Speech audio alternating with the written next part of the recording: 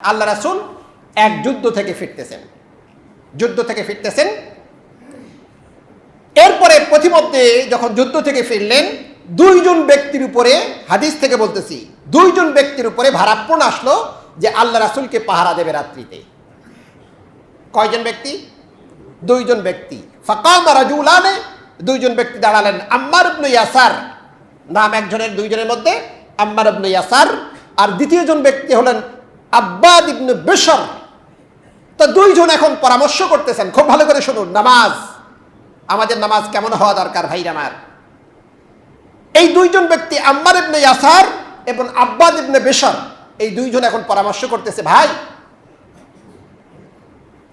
আমরা তো দুইজনেই যদি রাত্রি জাগি একসঙ্গে পাহারা দেই তাহলে পাহারা দিতে পারবো, কিন্তু আমরা এই সিদ্ধান্ত যদি গ্রহণ করি যে রাতটাকে দুই ভাগে ভাগ করি, প্রথম ভাগে তুমি পাহারা দেবে, আমি নামাজ পড়ব,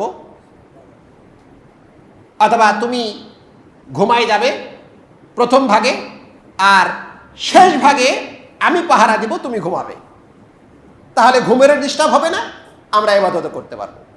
তো এবারে আব্বাদ ইবনে বিশর বলল, তাহলে আপনি ঘুমায় যান, আমি আল্লাহ রাসূলকে পাহারা দিচ্ছি। হাদিস থেকে বলতেছি, সরাসরি হাদিস থেকে।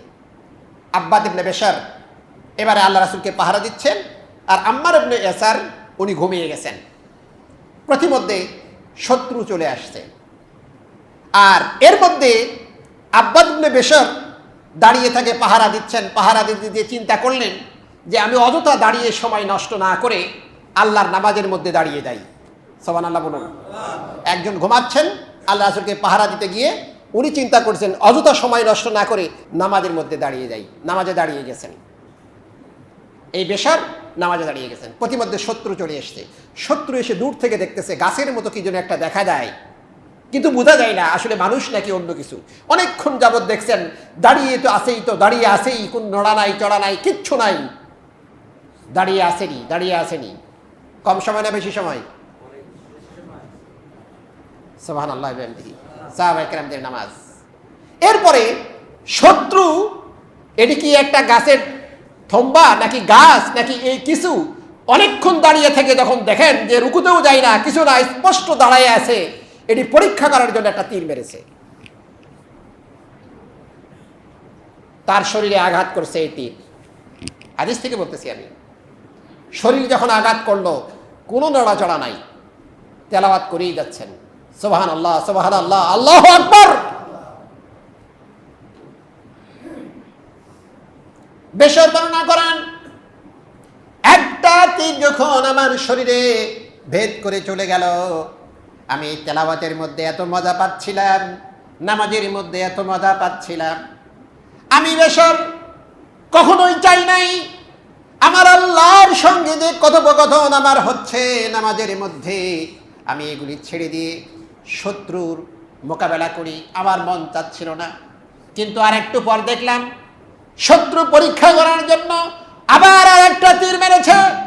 আর একটা তীর যখন মারলো, আমার শরীর যখন বিদ্ধ করে গেল, বিশর বলতেছেন, তখন আমি চিন্তা করলাম, না জানি আল্লাহ রাসূলকে সে আবার আঘাত করে ফেলে, আর আমার উপরে যে দায়িত্ব অর্পিত হয়েছে রাসূলকে পাহারা দেওয়ার জন্য, আমার এই নামাজের মধ্যে থাকার কারণে যদি আল্লাহ রাসূলের কোনো ক্ষতি হয়ে যায়, কিয়ামতের দিন রাসূলের ক্ষতি হওয়ার কারণে বেশরকে যদি আল্লাহ জিজ্ঞেস করে আমি জবাব দিতে পারবো না। নামাজের মধ্যে এত মজা পাচ্ছিলাম, তারপরেও আমি বেশর, আমি রুকুতে গেলাম, সেজদাতে গেলাম, শত্রু আমি অনুভব করলাম, শত্রু বুঝতে পেরে, আমি যে মানুষ এই কথা বুঝতে পেরে আল্লাহ রাসূলকে বধ করবে, ক্ষতি করবে, এই চিন্তা বাদ দিয়ে সে দৌড় মারল। আর আমি দ্রুত নামাজ শেষ করে আমার পাশে আম্মার ইবনে ইয়াসারকে বললাম, ভাই এই অবস্থা। সে তখন বলল, বেশর তোমার শরীর থেকে রক্ত পড়ছে, তুমি কেন আমাকে জাগাও নাই? বেশর বলতেছে, আম্মার ইবনে ইয়াসার তুমি মনে রেখো, আমার কথা শুনে রেখো, আমি আল্লাহ রাব্বুল আলামিনের সঙ্গে নামাজের মধ্যে যখন ছিলাম, নামাজের মধ্যে যখন কোরআন তেলাওয়াত করতেছিলাম, এত বেশি মজা পাচ্ছিলাম, আমার শরীরের সব রক্তগুলিও যদি চলে যেত আর আল্লাহ রাসূলের ক্ষতি হবে, এই চিন্তা যদি আমার মাথার ভিতরে না থাকতো, আম্মার ইবনে ইয়াসার আমি আল্লাহর সঙ্গে কথোপকথন আমি বেশর কখনোই ছেড়ে দিতাম না। আমার ভাইরা, কি নামাজ তাদের, আমাদের কি নামাজ? এই নামাজ আমাদেরকে কেন রক্ষা করতে পারে না? এই নামাজ আমাদেরকে কেন আজকে অন্যায় কাজ থেকে দূরে রাখতে পারে না? এই নামাজ আজকে কেন কবর পূজা থেকে আমাদেরকে দূরে রাখতে পারে না? এই নামাজ কেন আজকে অন্যায় কাজ থেকে, সুদ, ঘুষ, তারপরে ভাত খাদ্যে ভেজাল, এই সমস্ত অন্যায় কাজ থেকে বিরত কেন রাখতে পারে না? কারণটা হলো আমরা নামাজ যে আদায় করি, আল্লাহ ভালো জানে আদৌ নামাজগুলি আমাদের হয় কিনা।